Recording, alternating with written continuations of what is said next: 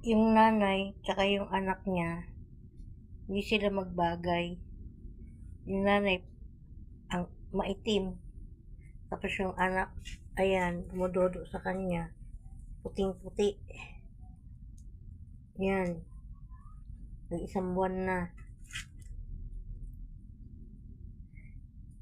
Nilagyan ko ng kadena kasi ang likot na eh.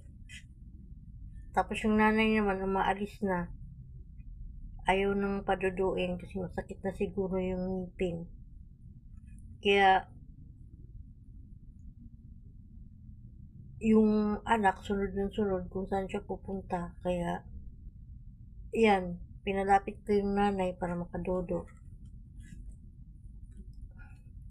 Para hindi sunod ng sunod sa kanya kung saan siya pupunta. Nahanap siya para makadodo. Puting-puti yung anak niya, blue eyes. Nanay, itim naman. Ang cute, diba?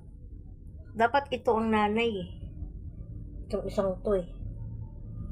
Yellow eyes naman siya. Dapat ito ang nanay.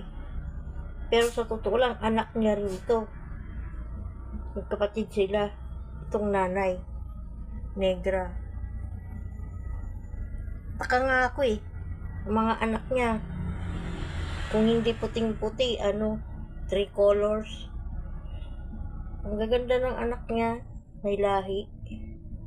Oh, yellow eyes. Yellow eyes. Yun, blue eyes naman yun. Yung bago niyang anak. Tumudodo pa. Oh. Pas, may gusto dyan, humingi. Pamimigay ko kasi anakin naman tong negra na to eh. Lagi nanganganak.